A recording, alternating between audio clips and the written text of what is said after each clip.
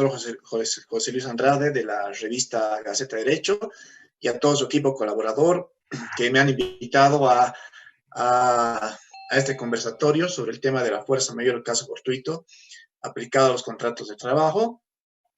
Y gracias por la iniciativa y bueno, voy a exponer todo lo que hasta la fecha he podido recabar respecto a doctrina, jurisprudencia sobre el tema, ¿no? No sin antes dar la bienvenida a todos los seguidores, participantes y demás que nos están escuchando en redes sociales y demás. Y gracias por su tiempo.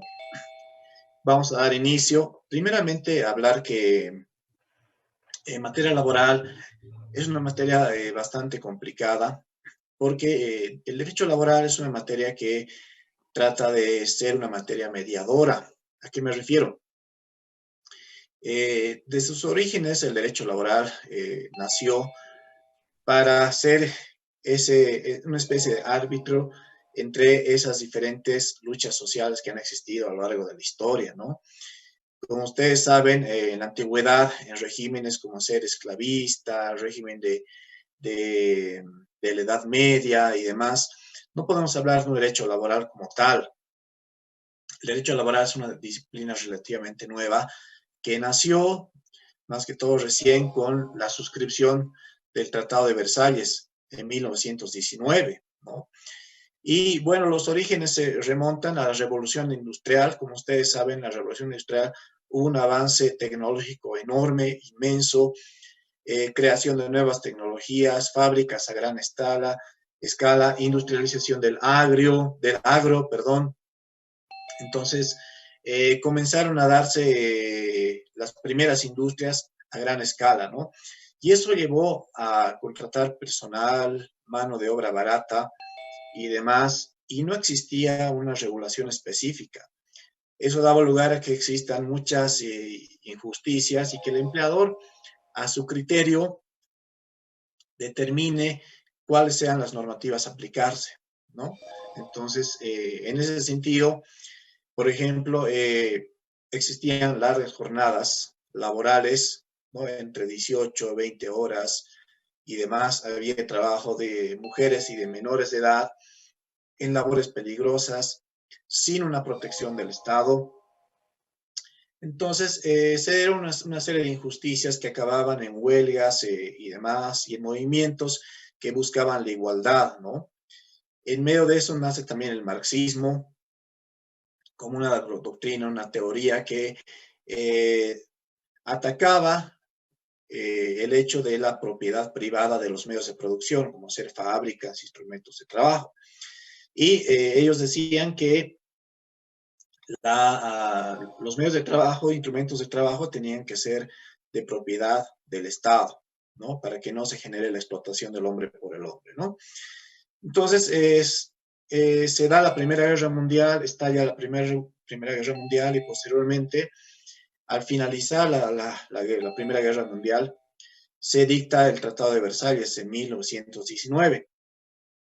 Y en esas oportunidades donde en este tratado por primera vez se establece aspectos del derecho laboral, como ser la jornada de 8 horas de trabajo, se establece la prohibición del trabajo infantil en labores peligrosas, se establece también un día de descanso obligatorio a la semana y la organización en sindicatos, ¿no? Esto para, en cierta manera, igualar las condiciones de desigualdad que genera la contratación y explotación de la fuerza laboral.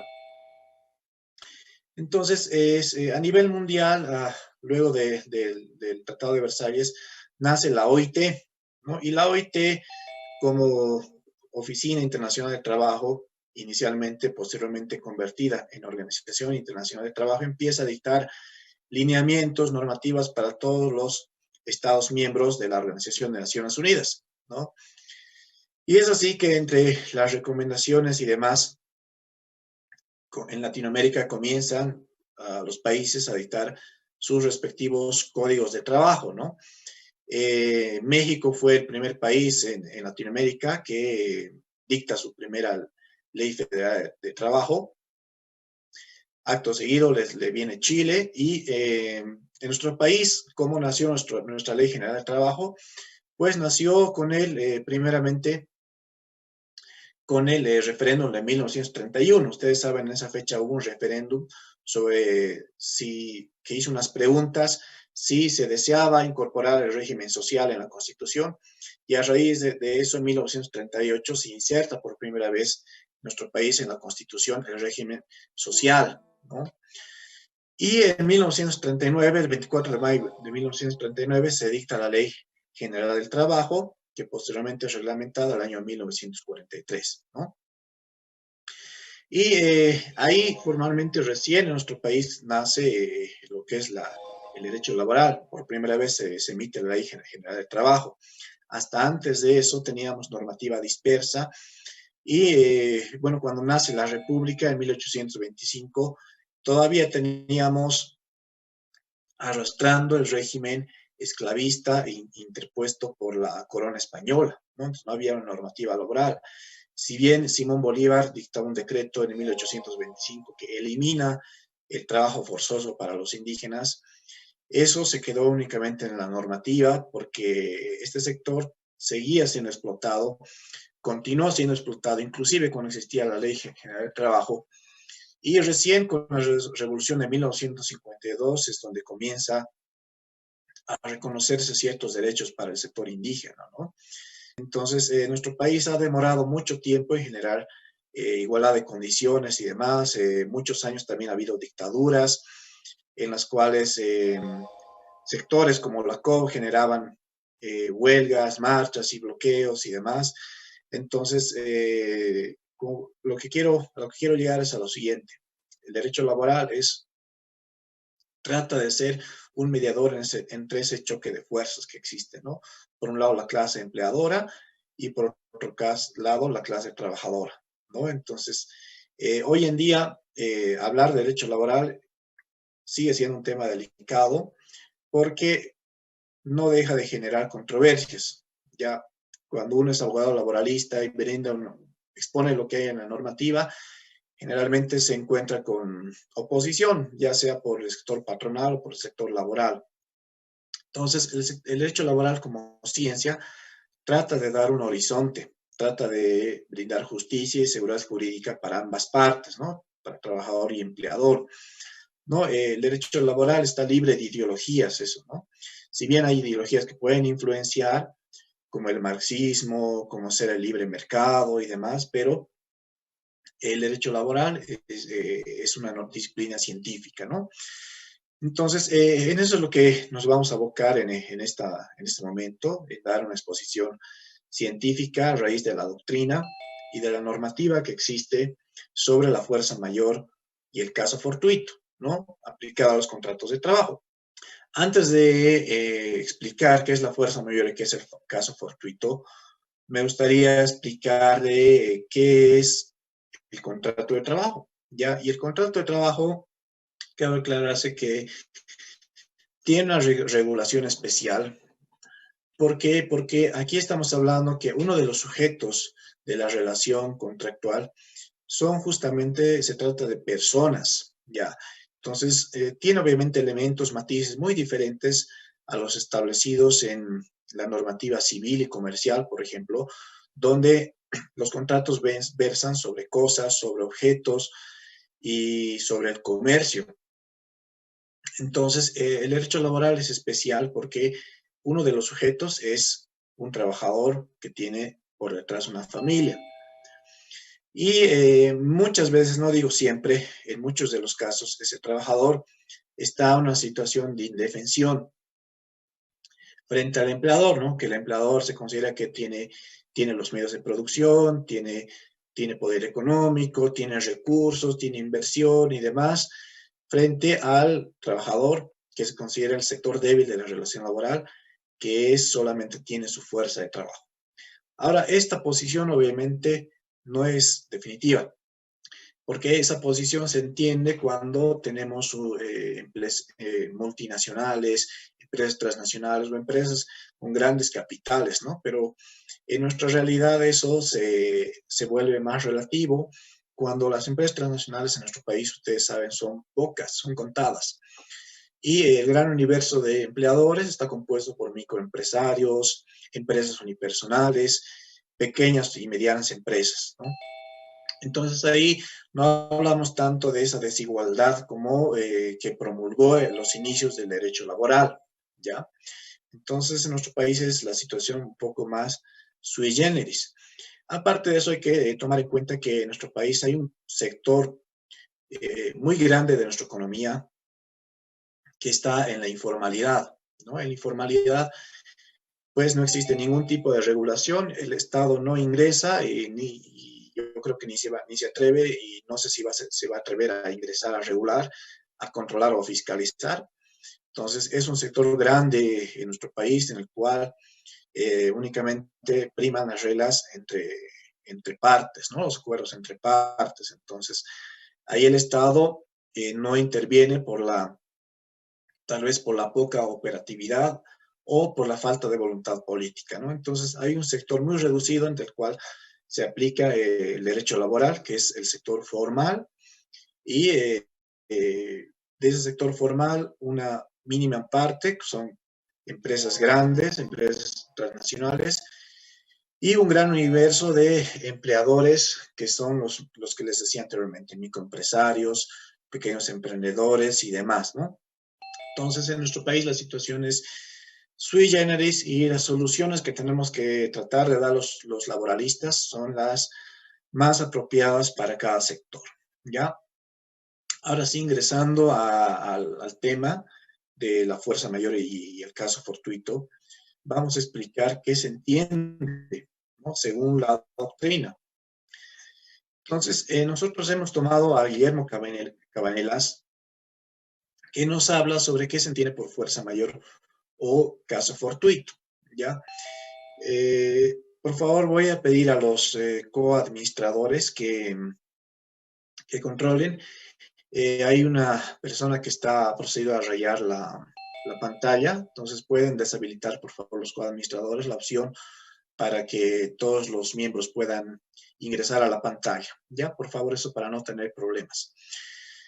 Entonces, ¿qué es lo que se entiende por fuerza mayor o caso fortuito? Guillermo Cabanelas nos señala que es todo acontecimiento independiente de la voluntad humana que no ha podido preverse o que previsto no ha podido evitarse, ¿ya? Entonces, el primer elemento de la fuerza mayor o del caso fortuito es que es un acontecimiento independiente de la voluntad humana, es decir, el hombre, el ser humano no lo ha buscado, nadie lo ha previsto y demás, porque aquí dice no ha podido preverse o previsto no ha podido evitarse, es decir, son situaciones imprevisibles y demás que se presentan y se constituyen en una situación que impide el cumplimiento de obligaciones por situaciones ajenas a la voluntad. ¿Ya? Entonces, dentro de la fuerza mayor tenemos la fuerza mayor propiamente dicha y el caso fortuito. Son dos situaciones que, les soy sincero, la doctrina no se ha puesto de acuerdo en cuál es la diferencia entre fuerza mayor y caso fortuito. Miren, hay muchos tratadistas que nos dan una opinión, otros dicen que nos dan otra opinión, y el criterio asumido por nuestra legislación es muy diferente al establecido en la doctrina, establecido por Guillermo Cabanelas, ¿no? Entonces, Guillermo Cabanelas nos dice que, por ejemplo, la fuerza mayor es todo acontecimiento ocasionado por acción del hombre, ¿ya? Es decir, por acción de terceros, ajenos a la voluntad de las partes.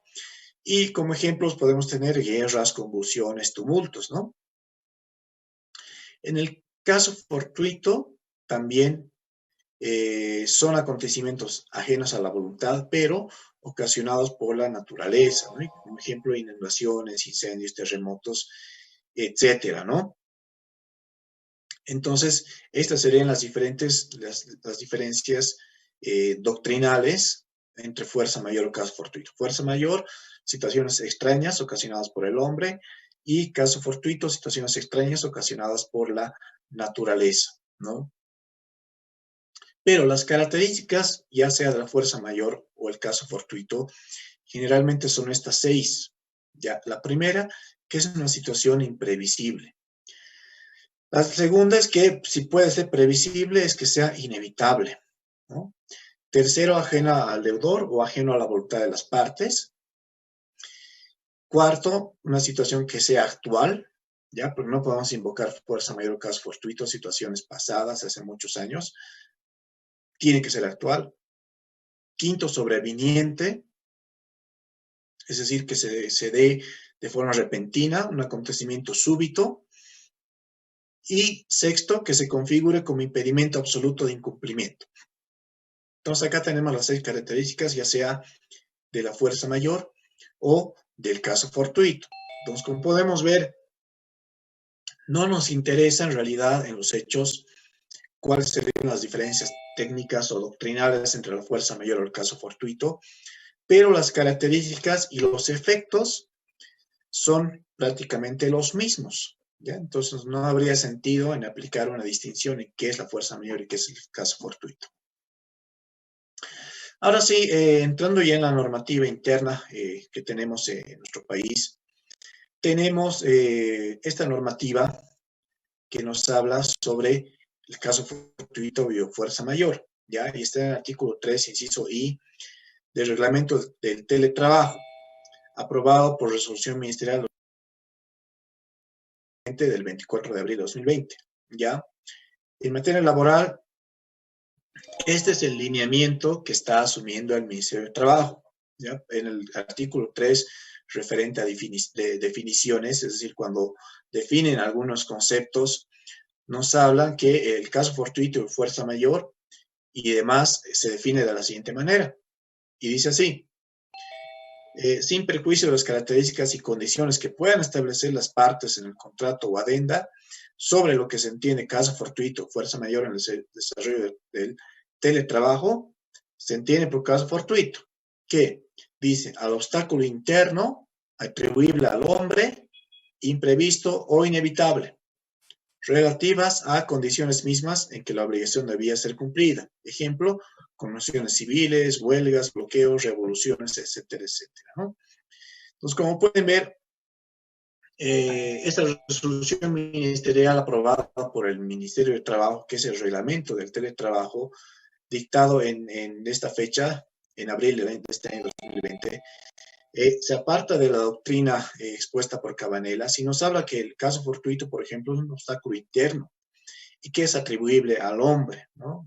Cuando Cabanelas nos decía que el caso fortuito es una situación ocasionada por la naturaleza, ¿ya? Pero aquí asumen el criterio que el caso fortuito es un acontecimiento atribuible al hombre, ¿ya? Pero como pueden ver, las características son prácticamente las mismas que establece la doctrina, porque dice que es imprevisto, inevitable y demás, ¿no? Y nos da ejemplos inclusive, ¿no? Respecto a la fuerza mayor, nos habla que es un obstáculo externo, también imprevisto o inevitable, que origina una fuerza extraña al hombre que impide el cumplimiento de la obligación, ¿ya? Y nos dice, por ejemplo, incendios, inundaciones y otros desastres naturales. Entonces, el criterio asumido en nuestro país es señalar que el caso fortuito son acontecimientos atribuibles al hombre, obviamente externos, inevitables e imprevistos, y la fuerza mayor son acontecimientos atribuidos a la naturaleza, también con las características de imprevisibles e inevitables, ¿no? Entonces, en ambos casos, ya sea caso fortuito o fuerza mayor, son situaciones, obstáculos que impiden a, ya sea el hombre, la persona natural o jurídica, o inclusive al propio Estado, cumplir las obligaciones que tiene, ¿no? Entonces, la doctrina nos habla de que cuando uno contrata, uno debe cumplir lo que promete, ¿no? Hay un principio que se llama pacta sunt servanda, es decir, cumple lo que prometes, ¿ya? Y ese principio, ya que viene desde el derecho romano, obviamente ha sido la raíz de la doctrina de los contratos en general, ¿ya? El principio general es que uno cumpla lo que se ha obligado a cumplir, ya sea de forma verbal o de forma escrita. Pero hay situaciones objetivas que impiden a una persona cumplir aquellas obligaciones que se ha comprometido. Y ahí es donde ingresa la fuerza mayor o el caso fortuito como elementos y demás imprevisibles que impiden cumplir las obligaciones. Entonces, ante situaciones de fuerza mayor o de caso fortuito y demás, tenemos que la obligación se extingue por imposibilidad de cumplimiento, ¿ya? No porque uno lo ha buscado, sino porque la situación externa imprevisible ha hecho que la obligación sea imposible de cumplir, ¿ya? Ahí es donde hablamos de la situación de caso mayor o fuerza mayor o caso fortuito. Tenemos otra situación, ¿ya? Que no está prevista en materia laboral, pero sí en materia civil, que es la excesiva onerosidad, ¿ya? Por excesiva onerosidad se puede disolver, por ejemplo, un contrato de trabajo, perdón, un contrato en materia civil, cuando la prestación se vuelve excesivamente onerosa. ¿Y cuando la prestación se vuelve excesivamente onerosa? Cuando, por ejemplo, en un contrato de construcción se ha establecido precios y demás, o en un contrato de obra llave en mano, se ha establecido, por ejemplo, entregar una obra determinada en un determinado plazo. Pero resulta que en el interín del cumplimiento del contrato, de repente suben las materias primas, cosa que los materiales se incrementan el precio. Entonces la obligación comienza a hacerse más onerosa, ¿no? Sumado a eso, hay un proceso de inflación en el cual los salarios tienen que, este constructor tiene que pagar más por concepto de salarios, incrementos salariales y demás. Entonces, la prestación a la que uno se ha comprometido se vuelve más onerosa. Entonces, se puede solicitar en materia civil la resolución de contrato por excesiva onerosidad, lo cual no es lejano a materia laboral, porque para algunos empleadores que actualmente están operando, ¿no? Como ser, por ejemplo, supermercados, provisión de alimentos, combustible, telecomunicaciones y demás. Pero la,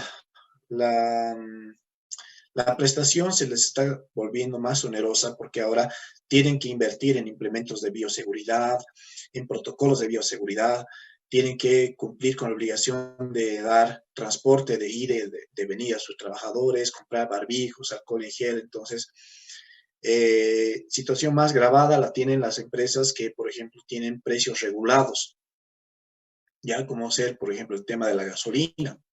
Hasta es un precio combustible que está regulado desde el Estado, ¿no? Entonces, para esas empresas se les está haciendo más complicado y además prestar la obligación porque tienen un precio que no lo pueden tocar, no lo pueden elevar, ¿no? Entonces, es muy anticipado ya, por ejemplo, para el sector hidrocarburos, que va a haber una crisis y probablemente inclusive algunas empresas en mediano o largo plazo lleguen a quebrar si no se toman medidas urgentes, ¿no?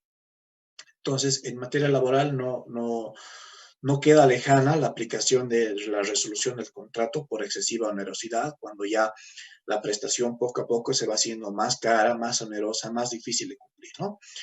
Pero bueno, ahora estamos hablando del caso fortuito y fuerza mayor. Entonces, hemos dicho el primer lineamiento que tenemos y está en esta resolución ministerial 220, que es la reglamentación de la aplicación del teletrabajo. Y en materia de contratos con el Estado, la fuerza mayor, el caso fortuito, está regulado por el Decreto Supremo 181 en su artículo 5, ya en el inciso C y P. Por ejemplo, el inciso C nos define el caso fortuito como también un obstáculo interno atribuible al hombre, imprevisto o inevitable, relativa a las condiciones mismas en las que la obligación debía ser cumplida, ¿no? Como podemos ver, el criterio que ya asumió el Decreto Supremo 181 prácticamente ha sido reproducido por la resolución ministerial 220 del año 2020, emitida por el Ministerio de Trabajo, ¿no? Entonces, la fuerza mayor se define como también un obstáculo externo, también imprevisto o inevitable, que origina una fuerza extraña al hombre, ¿no? Que impide el cumplimiento de la obligación. Entonces, esto se aplica obviamente a todos los contratos que una persona tiene a nivel central del Estado, ¿no? La fuerza mayor o caso fortuito. Pero vemos que el mismo alineamiento ha sido reproducido en el reglamento del teletrabajo y que nos da también un concepto muy similar sobre caso fortuito y fuerza mayor. Ahora sí, ya ingresando en qué dice la jurisprudencia, la sentencia constitucional sobre fuerza mayor o caso fortuito. Inicialmente tenemos ya esta sentencia constitucional 821/2017, ¿no? Que nos habla, por ejemplo, que toda falta por situaciones de caso fortuito o fuerza mayor no se consideran inasistencia injustificada. Ya, entonces, para que se configure una falta y demás que está injustificada, obviamente tiene que darse por una situación de negligencia del trabajador.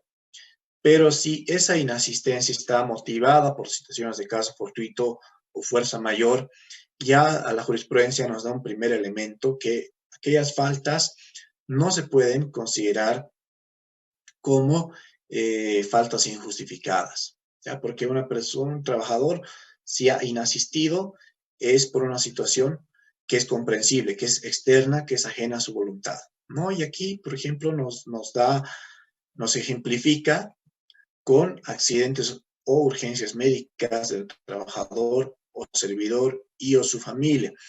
Nótese que es tanto para sector privado como sector público, ¿no? Bloqueo de caminos o un paro de transporte que impida su llegada, ¿ya?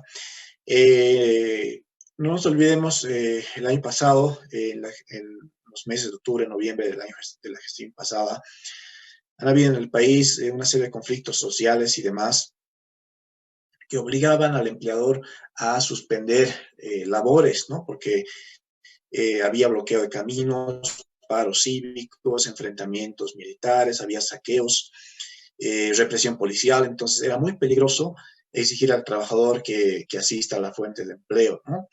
Y bueno, algunos empleadores continuaban operando, continuaban obligando a sus trabajadores que asistan, entonces muchos trabajadores se veían impedidos, entonces me hacían la consulta de qué hago de esta situación que se me está obligando a asistir, pero yo no puedo. Por ejemplo, había trabajadores que vivían en los sectores más conflictivos, como aquí en La Paz, por ejemplo, en Sencata, en el Alto, y su fuente laboral estaba en la zona sur de La Paz, o sea, de ya una distancia bastante elevada, y en lugar de Sencata, pues era un lugar de conflicto militar armado, ¿no? Represión armada, entonces había riesgo de que ese trabajador fallezca. Entonces, ese trabajador, por ejemplo, podía invocar la fuerza mayor y caso fortuito para inasistir a su fuente de empleo porque estaba riesgo su vida, ¿no? Lo propio a la situación actual, hay situaciones que obviamente no están 100% reglamentadas actualmente. Por ejemplo, ¿qué es lo que está reglamentado para el COVID-19? ¿Quiénes tienen licencia remunerada? ¿No? Por ejemplo, personas trabajadoras en estado de gestación, personas adultas mayores y trabajadores con enfermedades de base. Ya ellos tienen a la fecha licencias, permisos remunerados y no se les puede obligar, porque si se los obliga a asistir a la fuente de empleo y demás, obviamente están en serio riesgo su vida, ¿no? Porque son sectores vulnerables.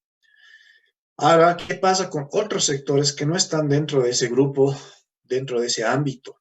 ¿No? Porque sé que me han hecho, hay consultas de todos los días, tengo clientes que, tanto del empleador como del trabajador, que no saben qué soluciones dar. Ya, entonces, para trabajadores, por ejemplo, he escuchado casos de algún trabajador que tiene cáncer, por ejemplo, ¿no? El cáncer, si bien no está especificado dentro del grupo que tiene licencias remuneradas, es claramente una enfermedad en la cual las defensas están muy bajas, ¿no? Entonces, por ejemplo, un simple resfrío puede matar a una persona con cáncer o a una persona que está con tratamiento de quimioterapia, ¿no? Lo propio con las personas que tienen tratamiento de hemodiálisis o personas con VIH, que son enfermedades bastante riesgosas, ¿no? Entonces, estos trabajadores pueden invocar la fuerza mayor para no asistir a su fuente de empleo, ¿ya? Porque es una situación de fuerza mayor, es decir, una situación de pandemia, que es el COVID-19, que si ellos salen, están arriesgando su propia vida. Entonces, pueden invocar la fuerza mayor y caso fortuito para inasistir a su fuente de empleo, y eso no se puede considerar como inasistencia injustificada. Lo propio, algún trabajador me consultó un caso bastante sui generis. Resultaba que este trabajador no estaba en estado de riesgo, pero esa persona tenía a su cargo únicamente a su cuidado a su mamá, ¿no? Que estaba, por ejemplo, desahuciada, ¿no? Entonces era la única persona que se hacía cargo de su cuidado, ¿no? Entonces esta persona también puede invocar la fuerza mayor como causal para inasistir a su fuente de empleo, ¿ya? Porque es una situación que le obliga a no asistir, una causal ajena a su voluntad, ¿ya? Segundo, tenemos ya entrando a la fuerza mayor que se aplica a la clase empleadora. Tenemos 3 sentencias constitucionales, ya que, como ustedes han podido ver seguramente, han debido escuchar hablar de la 1088 quebrada 2015, ¿no? Pero la sentencia constitucional que es fundadora sobre la fuerza mayor y caso fortuito aplicado a las relaciones laborales, es justamente esta, es la 1346 quebrada 2012, emitida el 19 de septiembre, ¿ya? Y en este caso las partes eran, se aplicó al sector público, ¿ya? Al sector público, era el caso de una universidad pública, ¿no? Pero esa universidad está dentro del ámbito de la Ley General del Trabajo. Entonces, se ve aplicado un despido y demás por una situación de fuerza mayor, y en los fundamentos jurídicos de esta sentencia constitucional utilizan dentro de sus fundamentos a Guillermo Cabanelas, ¿ya? Y que define a la fuerza mayor como todo acontecimiento que no ha podido preverse o que previsto no ha podido evitarse, ¿no? Y nos dice que en casos de fuerza mayor deberán comenzarse los despidos por el personal menos antiguo dentro de cada especialidad. Respecto al personal ingresado en un mismo semestre, deberá comenzarse porque tuviera menos cargas de familia, aunque con ello altere el orden de antigüedad, ¿no? Entonces, voy a hacer una pausa acá. Primero, nos define qué es la fuerza mayor y dice acontecimiento que no ha podido preverse o que previsto no ha podido evitarse. Situación del COVID-19 es una situación que encaja perfectamente al concepto de fuerza mayor, que es una situación que no se ha podido prever, ¿ya? O por más que se haya podido prever, es una situación inevitable, ¿ya? Inevitablemente, esta enfermedad ha ingresado a todos los países, a la mayoría de países.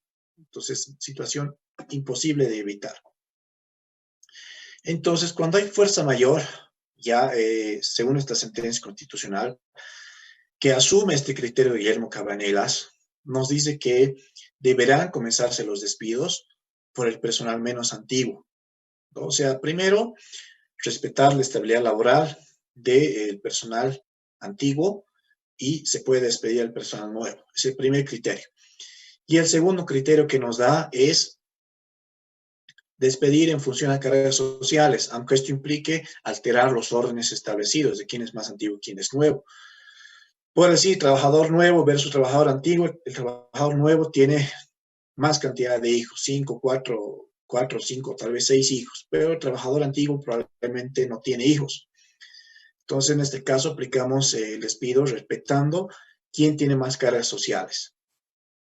Mantendremos al personal nuevo, pese a que el más antiguo pese a que haya uno de mayor antigüedad, ¿no?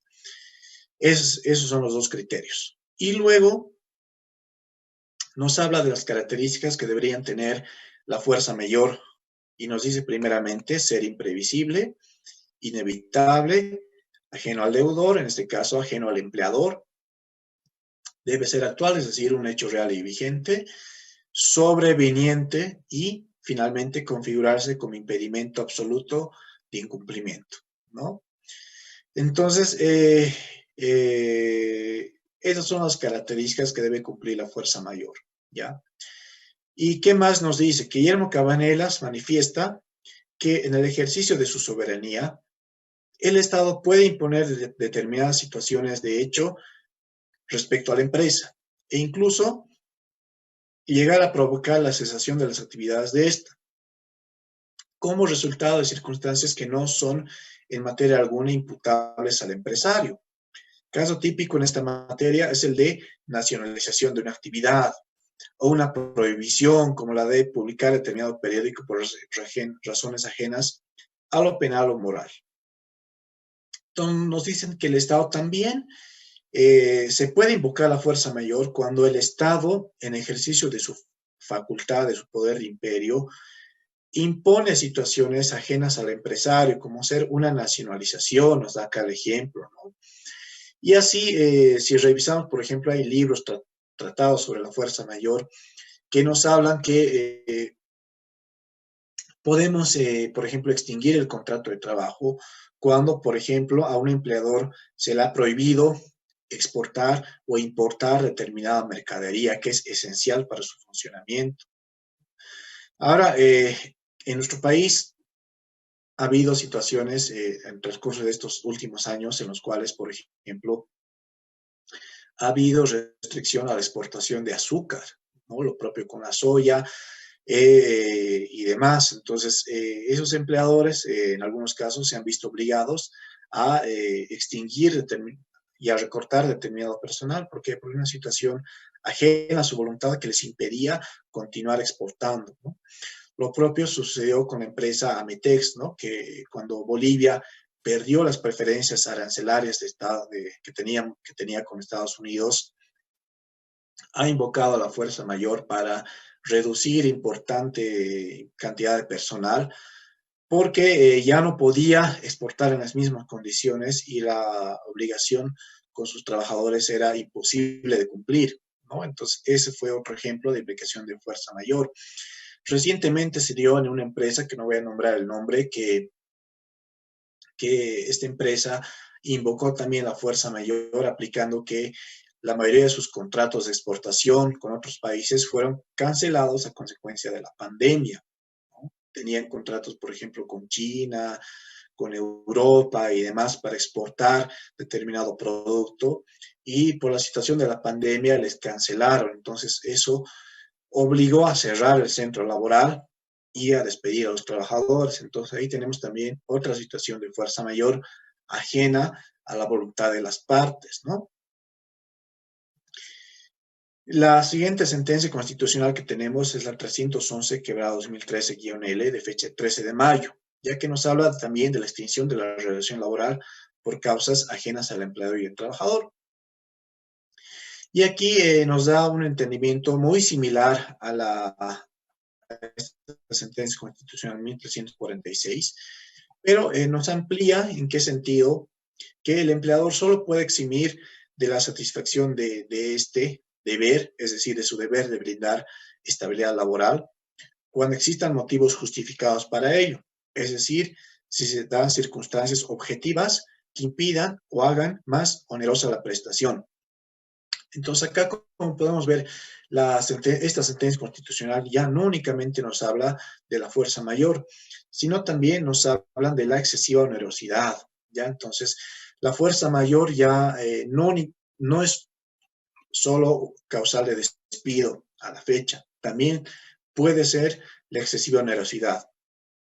Y hemos dado ejemplos de excesiva onerosidad cuando al empleador se le hace más más oneroso el cumplimiento de la prestación, ¿no? Y hay situaciones que a la fecha son evidentes, ¿no? El sector de la construcción, por ejemplo, es un sector que ha sido bastante golpeado a la fecha, si bien ya está operando y demás, pero probablemente este sector se vea golpeado y le cueste mucho recuperarse y la situación le obligue a algunas empresas constructoras a cerrar la fuente de empleo por justamente esta situación de que la prestación es más onerosa, porque ahora hemos dicho tienen que más obligaciones que cumplir, tiene lo ves en el traslado del personal, imagínense una empresa con 500 trabajadores, cuánto se le multiplica la obligación de trasladar de ida y vuelta a sus trabajadores, ¿no? Lo propio con brindar implementos de bioseguridad, ropa de trabajo, implementar protocolos de bioseguridad, no trabajar al 100%, ¿no? Porque obviamente tienen que evitar aglomeraciones. Entonces, una serie de medidas que, por ejemplo, a este sector, por más que es un sector que puede seguir operando por normativa, la prestación se le hace más onerosa y probablemente a mediano o a largo plazo le sea imposible seguir prestando el servicio, ¿no? Y les obliga a cerrar o a reducir personal. Pero situación más extrema tenemos con empresas que ya existe un colapso económico por una situación que ya no pueden operar legalmente, ¿no? Como hacer cines, espectáculos públicos, gimnasios, restaurantes, ¿no? Porque ya solo pueden hacer mediante delivery. Entonces, sus ingresos se han, empresas de turismo también, hoteles, ¿no? Que sus ingresos se han reducido hasta en un 100%. Entonces, en ese sentido, ya, ya podemos hablar de un colapso inminente, ¿no? Entonces, material y legalmente ya no podríamos obligar a esos empleadores que continúen manteniendo a sus trabajadores, que continúen brindando estabilidad laboral, ¿no? Porque sería ilógico que se siga manteniendo esa fuente de empleo cuando no se puede operar, ¿ya? Entonces, acá tenemos dos situaciones. Ya reitero, hemos dicho la fuerza mayor y aquí esta sentencia constitucional nos habla de la excesiva onerosidad en la prestación, ¿no? Y bueno, acá nos habla también de causas objetivas y da algunos ejemplos. Mira, aquí dicen, por ejemplo, las referidas causas objetivas que impiden la continuidad de la relación laboral pueden ser atribuidos tanto al empleador, fuerza mayor, muerte del empresario e incapacidad del empleador cuando es intuito personal, ceso o liquidación de la empresa, extinción de la personalidad del contratante, quiebra, etcétera. Ya aquí se nos da como situaciones de fuerza mayor atribuibles al empleador, muerte, ceso o liquidación de la empresa, extinción de la personalidad del contratante, quiebra y situaciones atribuibles al trabajador, como ser la incapacidad absoluta, inhabilitación, muerte, límite de edad para el trabajo, entre otras, ¿no? Entonces, estas situaciones también son denominadas como causa mayor, como causas de fuerza mayor, ¿no? Y dice, se encuentran reguladas por los principios generales de la extinción de las obligaciones y de los contratos en particular que exigen que éstas sean ajenas a la voluntad de las partes. Entonces, COVID-19, situación a la voluntad de las partes, totalmente ajena a la voluntad de las partes, que se configura perfectamente, discúlpenme, perfectamente en lo que es la fuerza mayor.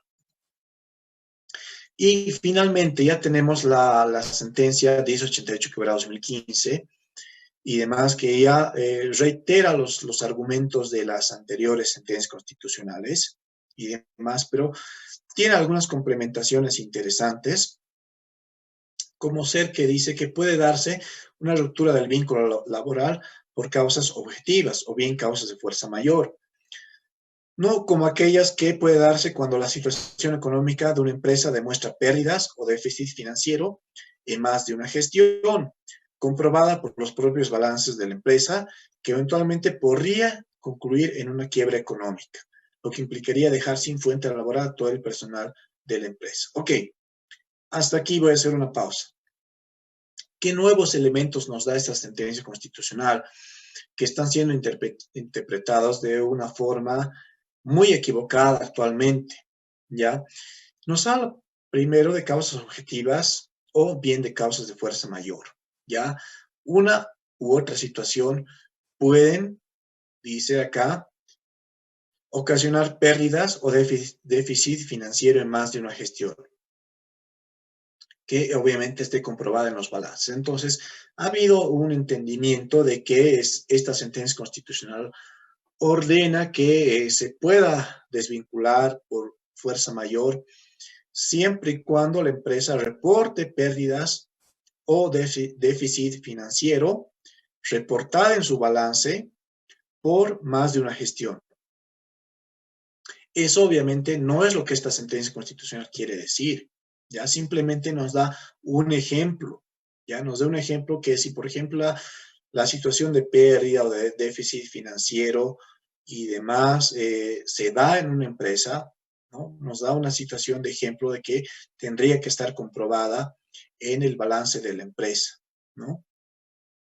Entonces, lo que aquí, el objetivo de este razonamiento es justamente poder desvincular al personal para evitar una quiebra, para dejar sin fuente laboral a todo el personal de la empresa. Es decir, tenemos 500 trabajadores en esta empresa, pero la situación actual nos impide continuar con todo el personal. Entonces, para resguardar la fuente laboral de la mayoría de los trabajadores, vamos a proceder a desvincular de una buena parte, tal vez no todos, ¿no? Pero el objetivo es justamente seguir evitando que ese déficit financiero desemboque en la quiebra.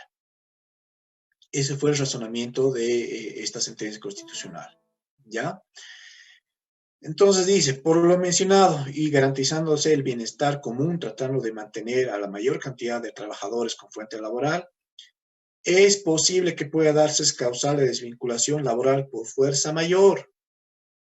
Y aquí nos da un requisito, dos requisitos que debería aplicar el empleador para invocar esta causal de fuerza mayor como causal de extinción del contrato de trabajo.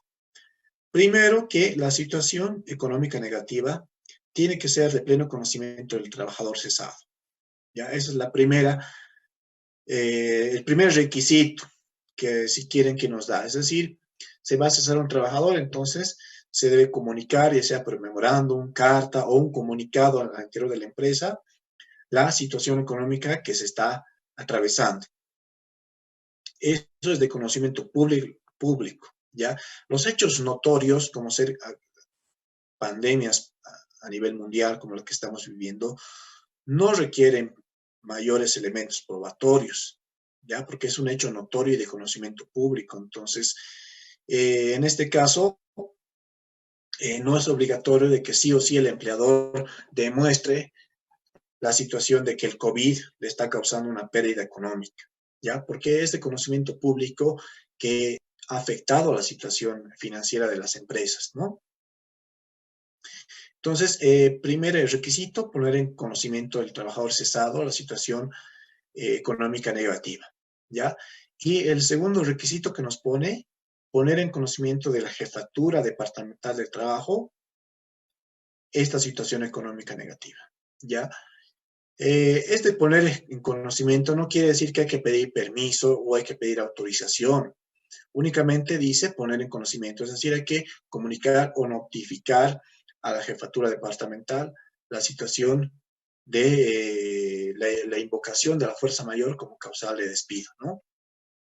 ¿Por qué? Porque el objetivo es que se siga el trámite de rigor para realizar todos los pagos de beneficios sociales al trabajador cesado por dicha causa. Es decir, cuando se invoca la causa de fuerza mayor como extinción del contrato de trabajo, se debe pagar todos los beneficios sociales a los trabajadores, sueldos devengados, indemnización por tiempo de servicios, es decir, el trabajador nunca va a perder sus beneficios sociales, ¿ya? Y el último elemento que nos da esta sentencia constitucional es que no se puede invocar esta causal para desvinculación laboral de personas en grupos de vulnerabilidad, ¿ya?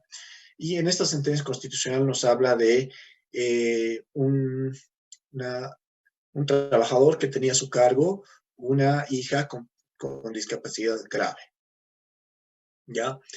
Entonces, según entendimiento, para personas con discapacidad grave o muy grave, o para personas que tengan a su cargo personas con discapacidad grave o muy grave, no se puede invocar esta causal. Ahora, nos habla también de otros grupos de vulnerabilidad. Actualmente, ¿quiénes son los grupos de vulnerabilidad? Tenemos trabajadoras embarazadas, tenemos también a las personas adultas mayores, mayores a 60 años, y tenemos trabajadores con enfermedades de base. ¿Ya? A ellos no se les podría aplicar la causal de fuerza mayor. Ahora, la pregunta que siempre se está haciendo, y no hay ninguna ley, ni jurisprudencia, ni nada que diga cómo se debe proceder, es en el caso de desahucio. Si se paga o no se paga desahucio. Y aquí es donde existen posiciones divididas entre los laboralistas. Unos dicen que sí procede, otros dicen que no procede el pago de desahucio. Los que dicen que sí procede el pago de desahucio dicen que se debe pagar desahucio, uno, porque es causal ajena al trabajador. Dos, porque es un despido intempestivo. Tres, porque es para garantizar la continuidad de medios de subsistencia, porque hasta que el trabajador consiga una nueva fuente de empleo, ya procede a pagar los 3 salarios. Situación que esté en contra de pagar desahucio, su argumento es que no es, en ningún momento es un despido, es únicamente aplicación de una situación de fuerza mayor que no es de voluntad del empleador despedir, ¿ya? Entonces, es simplemente una aplicación de una causal de fuerza mayor y demás. Por eso no corresponde pagar desahucio, porque no es despido. Yo les estoy sincero, yo no tengo todavía una posición definida general, porque hay que dar una posición en función a lo que es la realidad de cada empresa o de cada situación, ¿ya? Por ejemplo, miren, si una empresa se trata de un microempresario que está haciendo todos los esfuerzos para sacar adelante su emprendimiento, que inclusive está reportando fuertes pérdidas económicas y demás, exigirle a ese microempresario que pague además desahucio cuando está recortando personal, pues en mi opinión es afectar seriamente a los pocos empleadores que hoy en día están tratando de salir adelante en esta situación de pandemia. Y puede ser un gran problema que podría conllevar a la quiebra de las pocas empresas formales que tiene nuestro país, ¿no? Entonces, una medida que hay que tomarla con mucho cuidado, mucho detenimiento en función a cada caso. El Ministerio de Trabajo ha dicho que va a sacar una reglamentación aplicable a COVID-19.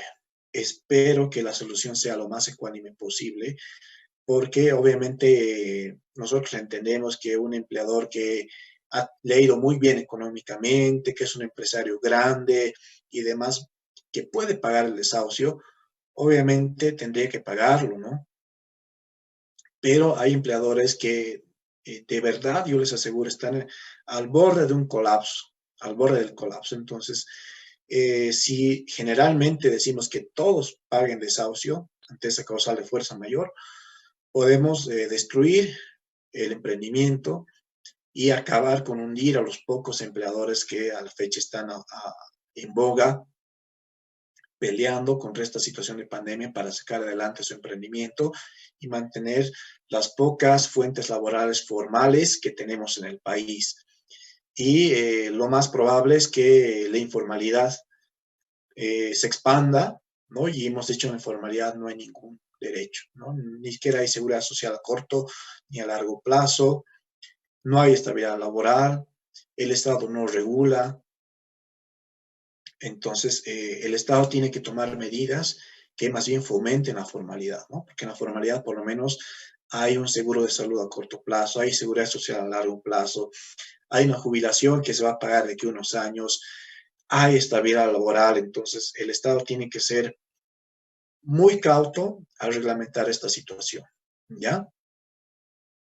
Entonces, Finalmente, quiero hablar sobre qué pasa con otros grupos de vulnerabilidad, como ser personas con enfermedades graves o terminales, ¿no? Que no hay ninguna normativa que habla al respecto sobre qué se debería aplicar en este tipo de casos.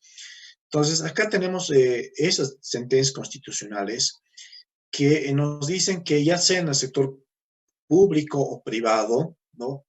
Y en caso de trabajadores o servidores públicos que padezcan enfermedades de carácter grave o terminal, cuyo tratamiento necesite prestaciones del Seguro Social de carácter permanente e interrumpida, en este caso no se puede cesar el contrato de trabajo por ninguna causa ni motivo, ni siquiera por causales legales de despido, ¿no? Entonces, en este caso, ¿por qué?